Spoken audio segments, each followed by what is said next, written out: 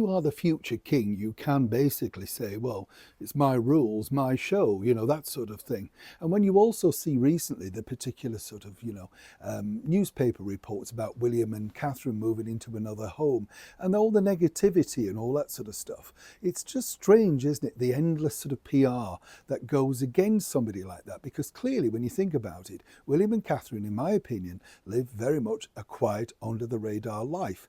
They do the royal duty, they come out, they do exactly what we want them to do, and that's exactly perfect in many people's eyes.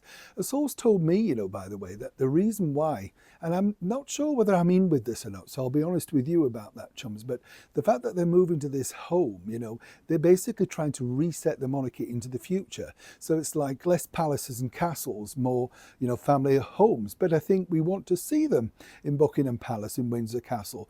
Or maybe it's a generational thing. What do you think? I just always imagine the Queen on the balcony. I know that's, you know what I mean? That's what you look at, isn't it? Now, of course, when you are the future king, all in the fullness of time, of course, there are going to be many different problems. And this is exactly now what the ex-royal Meghan Markle, who likes to title herself as HRH in private, much to the annoyance of the Prince of Wales, well, basically, he calls the shots, and she's finding this out the hard way.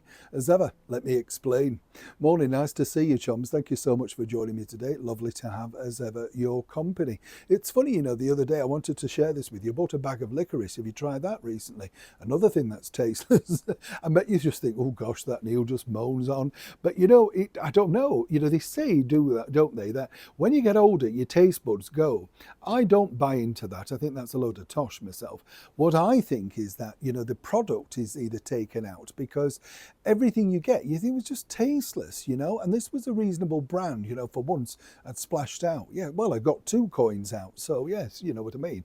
But the thing is, you think, not that great, a little bit worried. Have you bought anything recently, sweet-wise, that you thought, I'm not buying that again? And it just puts you off. And then I often think, well, what happens to the brand? It's a little bit like the brand, of course, of Meghan and Harry.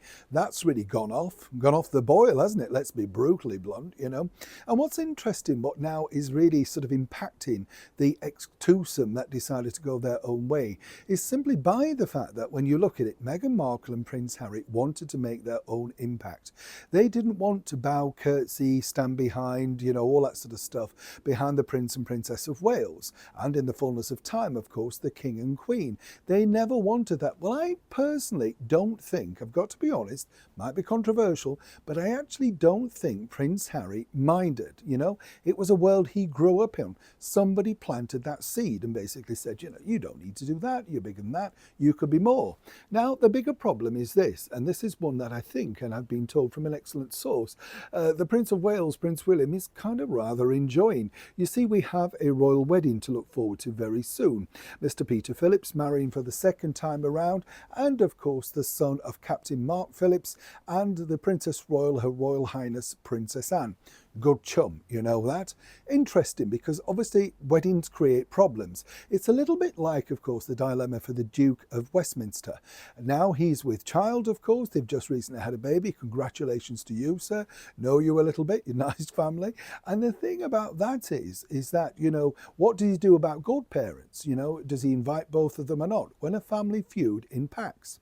What I can tell you, because there's a lot of speculation going around what exactly is going to happen, and will, of course, Meghan and Harry be invited? Well, yes, Harry was very close to Peter Phillips, as you can imagine, growing up. They had, not too dissimilar backgrounds, etc.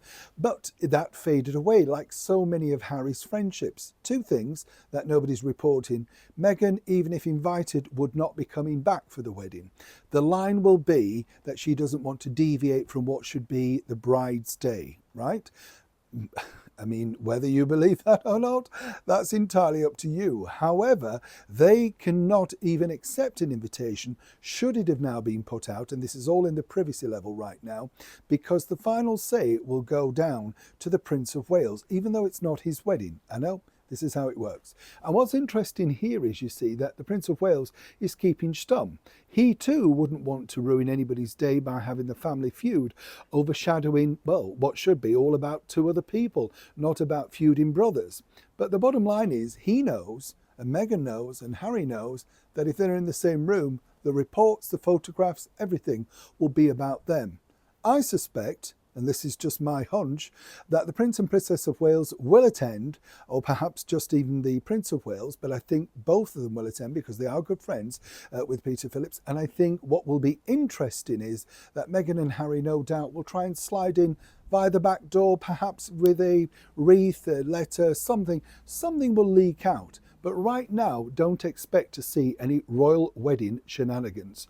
According to a source, they simply don't want to draw too much attention away from what should be a wonderful, happy day. Neil Sean in the very heart of London.